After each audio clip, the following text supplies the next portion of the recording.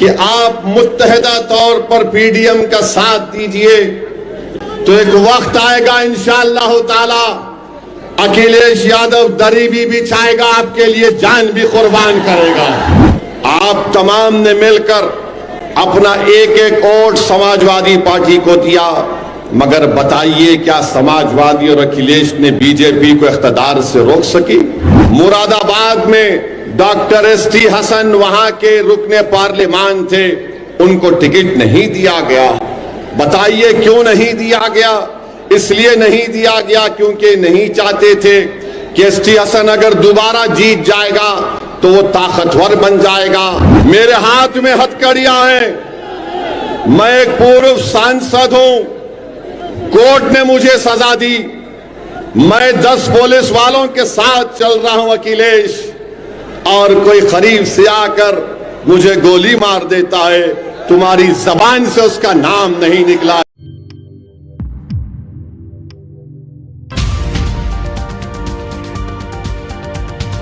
अपनी मंजिल को जरूर पहुंचेंगे और उस मंजिल को पहुंचते पहुंचते मुझे यकीन है कि आप तमाम का साथ मिलेगा। और ये जो हमने शुरुआत की पीडीएम की, ये आने वाले पार्लियामेंट के इलेक्शन में भी रहेगा, आने वाले जिला परिषद के इलेक्शन में भी पीडीएम रहेगा, और फिर जब विधानसभा के चुनाव होंगे ये पीडीएम उस वक्त भी रहेगा इंशाअल्लाह ताला।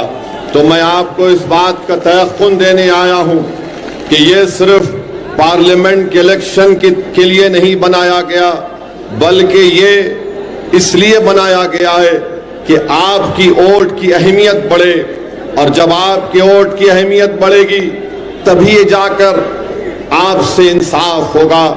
मेरे अजीज दोस्तों और बुजुर्गों, मैं आपको ये बताना जरूरी समझता हूं कि ये पार्लियामेंट के चुनाव में समाजवादी पार्टी ने कांग्रेस से मिलकर अलायंस किया, और सही कहा पल्लवी पटेल साहिबा ने कि जब से पीडीएम बना समाजवादी पार्टी और दीगर पार्टियों की तरफ से ये एक इल्जाम हम पे लगाया जा रहा है कि हम बी टीम हैं।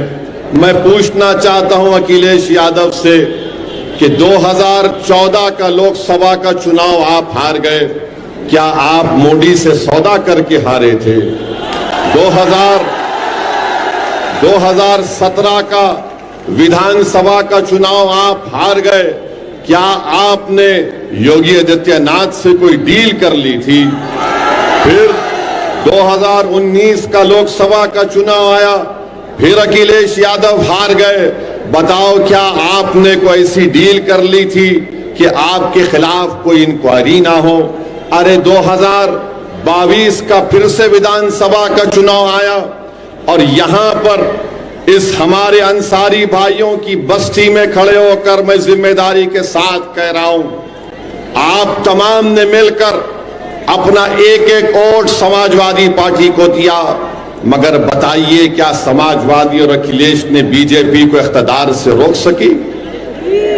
आपने नहीं दिया समाजवादी पार्टी को वोट, बीजेपी को रोकने के लिए आप तमाम ने दिया, मगर इसके बावजूद भी समाजवादी पार्टी बीजेपी को इख्तिदार में आने से रोक नहीं पाई।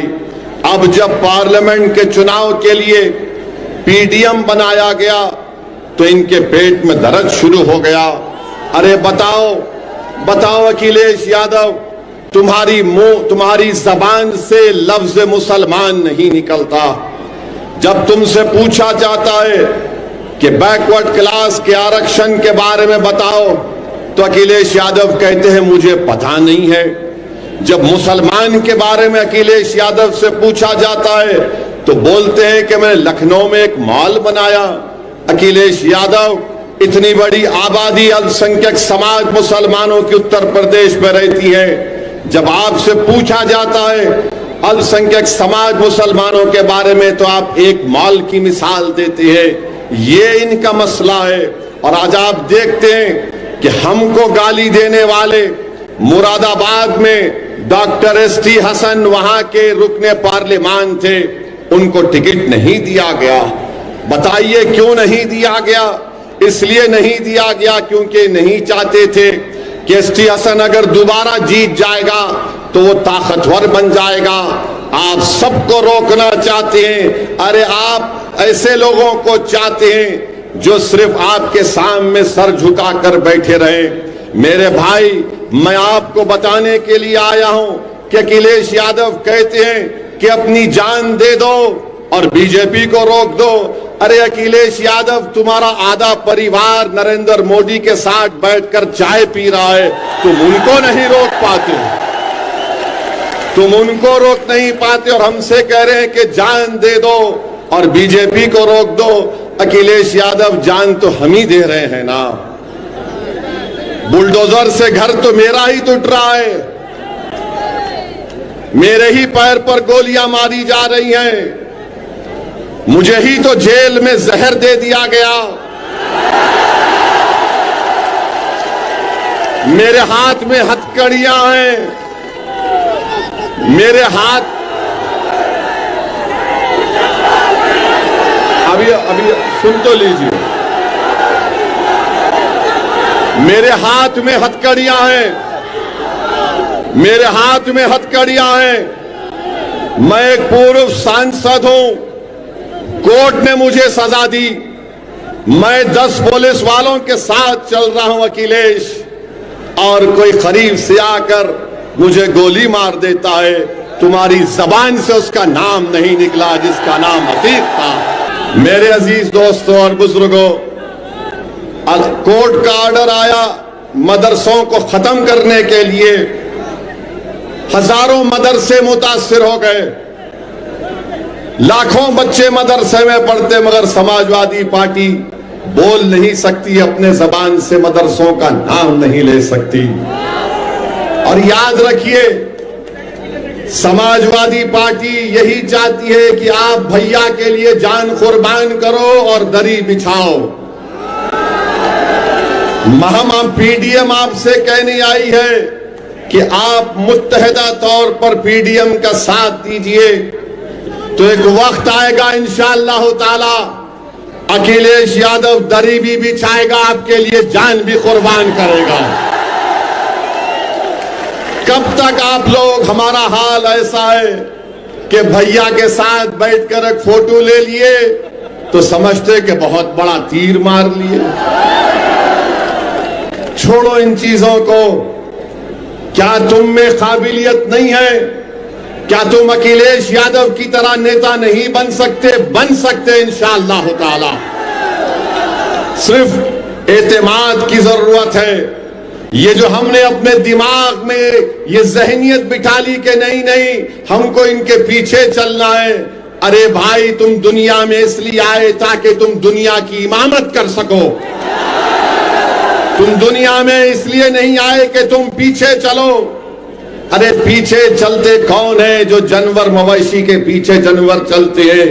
हम इंसान है, याद रखो। ऊपर वाले ने आपको सोचने और समझने की सलाहियत दी है और आप अपने दिलो दिमाग पर जोर डालो। अब क्या बचा बताओ? अब यहां से तो उठना ही है ना, और नीचे तो नहीं जा सकते, अब यहां से उठना ही तो है। मगर आज भी आकर हमारे दरमियान में बाज लोग कहते हैं कि नहीं नहीं, अगर कोई मोदी से मुकाबला कर सकता है तो फुला है, पूर्व मुख्यमंत्री है। अरे भाई, उसका आधा परिवार बीजेपी में जा चुका है, आधा परिवार बीजेपी में जा चुका है। इन्हीं के लोगों, इनके पार्टी के लोगों का पेट्रोल पंप तोड़ दिया जाता है, इनका एमएलए जेल को चला जाता है। ये कभी जाकर मिलना तो छोड़ो, इनके परिवार से पूछते तक नहीं कि बताओ तुम्हारे क्या हालात हैं, क्योंकि ये जानते हैं कि आप बंदी हैं। फिलहाल इन तस्वीरों में इतना ही दोस्तों। आगे फिर मुलाकात होगी आपसे किसी ऐसी खबर के साथ। तब तक के लिए जय हिंद, धन्यवाद।